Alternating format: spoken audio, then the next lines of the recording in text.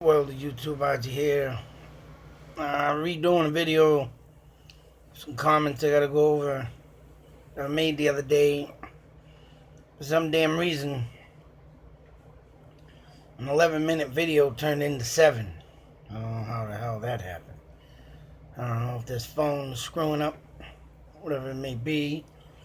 Great, thanks, you fucking piece of crap. But other than that, couple of things I gotta cover. And the comments were on the videos of the Vale End Cemetery. And think of this. Yeah, think of this, I believe it was. And one covers, of course, the, damn, got a brain fart. One covers a church that stands in West Boylston near a reservoir. It runs along Route 140 and Route 12. And you can visit it. You gotta park up along the road. But it's worth to see. And that's the only thing left that once was a small town community, that once dwelled under them waters. And that's just like the Quabbin Reservoir out in Western Mass. I have a video up of that too, of an article I have from 1987. Pictures literally of a town that people lived in. Literally had to get moved out of to make the Quabbin Reservoir. And that's what happened here in West Boylston and Clinton. Right along that area. That whole Wachusett Reservoir was 2 towns combined. And like I say, just to think of that even happening is just insane. And it could even happen again today due to the population of Massachusetts, or I can't say any other state, because out there west or whatever where they have, all the land, but they're not as uptight with bringing in the money. And that's why everybody comes to Massachusetts.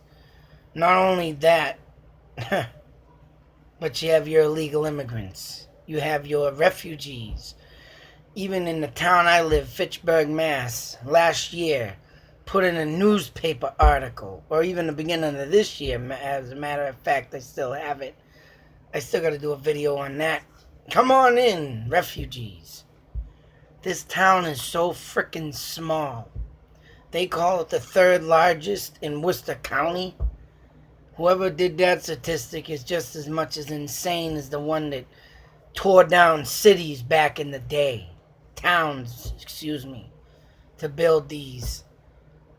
I mean, I can understand it, but there's more land out there, which I think, honestly, should be out in these conservation lands where it's all private property by the city or the government or whatever. And they should be built in the middle of these woods, to not ruin towns, for Christ's sakes. But a guy named Steve commented on that video in the Vale Inn, which I'll get to in a minute. But he says that he's lived in New England. I don't know if he lives here now, but he's lived in New England for 70 years. And he said the goddamn place don't even look the same. Funny guy, man. He said he hopes he dies and before this whole, country pretty much goes down in the tubes and gets torn down and destroyed and be set off with the old souls of the dead. Funny man. But for him to see, of course, what had happened many years ago till now, that's a sad situation. It's sick. It's just sick. And, you got these refugees, illegal immigrants all coming here, swamp this state. when they have their own country, their own land, their own habitat. You know, not racist. Never have, never will be. But when you're taking over land that might one day cut into, a living community just to make more water, because this, come on now, how many more places can you build? The government just said last week that they're making more affordable housing for people. You keep making sky rises, taking land, taking this. More stuff keeps coming up. Where are you going to put everybody? What's going to happen when the population grows so much that, oh yeah, you're going to make more water. You're going to make more of this. I'm doing a game right now called Sims Build It. And yeah, I've been building and building for the past 2 months in this game. Pretty fun game if anybody wants to try it. But you're the mayor. You got to get your water, your electricity, your buildings built. You got to process factories, build things, make things. Fun damn game to play. But every time, right, your population grows. The little alert light icon goes off. Oh, bang, bang, bang. You see a building jumping. You go to that building and it says, yeah, you need more water, electricity, more this, more that. Insane. That's what's going to happen here in Massachusetts. Sick to say, man, come on. These people need to stay in their own country. You know what you do, right, to eliminate this? You need to kill the enemy of them and us. And that's people like terrorists, ISIS. Get rid of them. Abominate them. There's no enemies in this country except for gangs. But they go after each other. Yeah, sometimes an innocent bystander gets in there. But it's sick to say, if you learn to stay out of that and let the cops take care of it, you won't get killed. Sick to say, but hey, stay out of it. Don't get into drugs. Walk the other way. Make an anonymous call, whatever.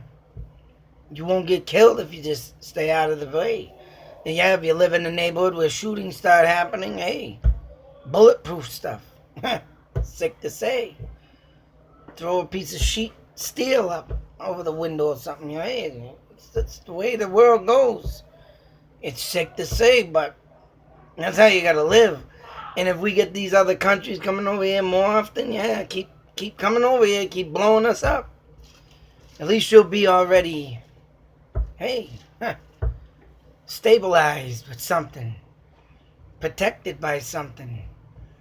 A gang member over here ain't no different than a terrorist coming over here and just blowing everybody up in one whack. Gang members are going after other gang members. The terrorists going after everybody. It is sick to say, but it's how the world rolls. And the government ain't cleaning it up. They're twisted into this shit too.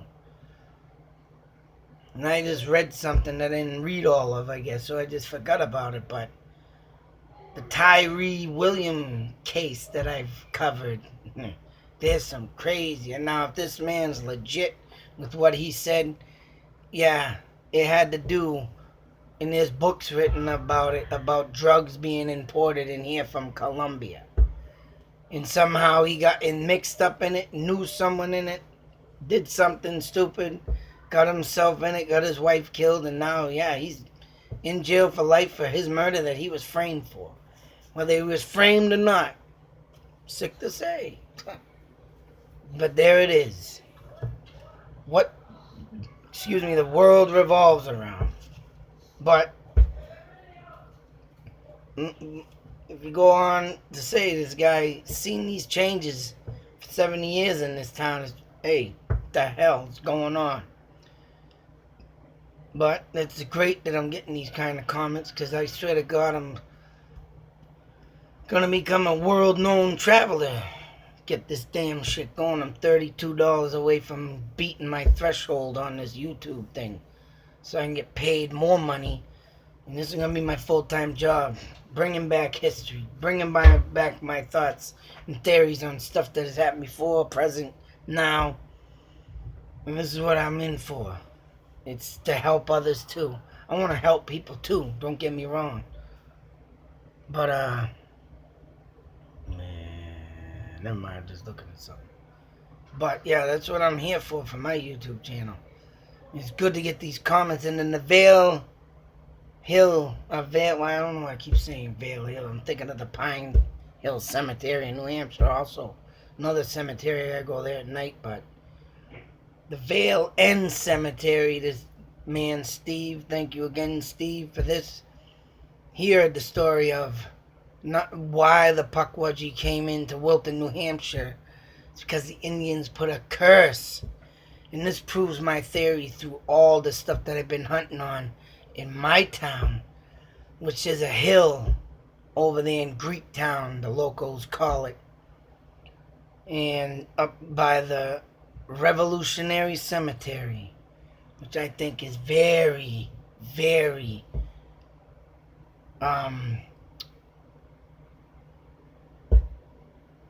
yeah. Well, hold it. Damn it. Cursed.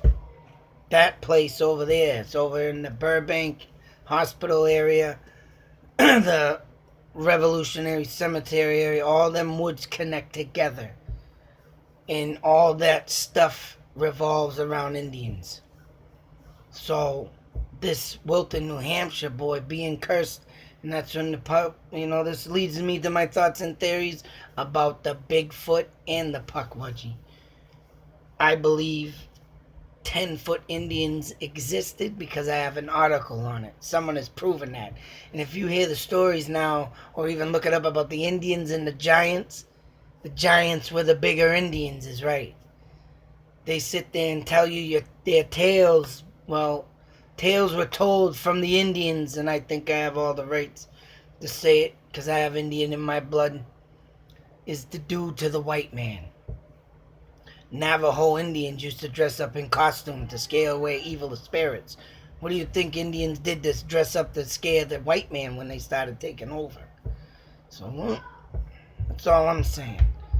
The Bigfoot, the Pukwudgie, all related to curses and people that are the Indians putting it towards the white man to scare them.